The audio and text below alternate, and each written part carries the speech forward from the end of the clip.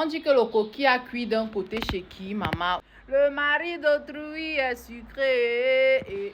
En tout cas, c'est pas vraiment la partie là qui m'intéresse. Il y a une chose qui a beaucoup attiré mon attention, c'est que la famille africaine peut rapidement devenir un poison pour nous, nos propres familles. C'est-à-dire qu'à une époque, les familles se protégeaient contre vents et marées. C'est-à-dire, on a des problèmes entre nous, mais on fait l'effort que ça reste entre nous. Aujourd'hui, peu importe la petite altercation que tu as avec un membre de ta famille, ça va très, très, très rapidement se retrouver sur les réseaux sociaux. C'est-à-dire, c'est ta famille qui va te jeter à la vindicte populaire.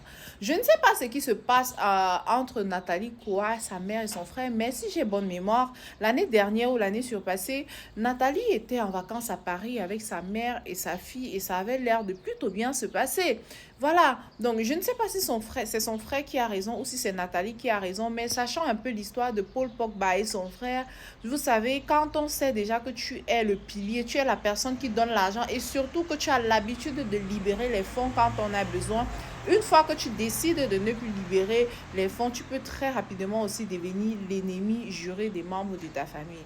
Voilà un frère qui vient déposer sa soeur au carrefour comme ça, alors que Nathalie en question avait déjà commencé à s'effacer des réseaux sociaux petit à petit. Et même si c'est vrai, dans le fond, que Nathalie a choisi un musulman et qu'elle a envie de s'islamiser, je ne vois pas vraiment quel est le problème de sa famille, étant donné que aujourd'hui, c'est quand même une assez, je vais pas dire vieille fille, mais elle a l'âge de pouvoir décider sur sa vie.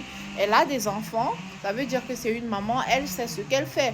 Si ce n'est pas qu'elle pique le mari d'autrui ou alors si ce n'est pas qu'elle fait du mal à quelqu'un, si elle veut s'islamiser, elle s'islamise. C'est sa vie, c'est ses choix. Après, ce n'est qu'une religion. Si elle s'islamise aujourd'hui, demain, elle décide même de devenir vaudouiste ou bien chrétienne ou bien, je ne sais pas, marabout là, ce sont ses affaires. Elle a le droit de faire sa vie ce qu'elle veut en fait. En tout cas, bon courage. Je n'ai pas de vue où c'est là, ça me dépasse jusqu'à y parler de pour quelqu'un comme ça là. C'est-à-dire que tu vois la poussière dans l'œil de quelqu'un alors qu'il y a le caillou dans ton propre œil. En tout cas, c'est eux qui sont venus poser sur la toile. Est-ce que je suis partie fouiller dans leur vie pour savoir? Oh, oh.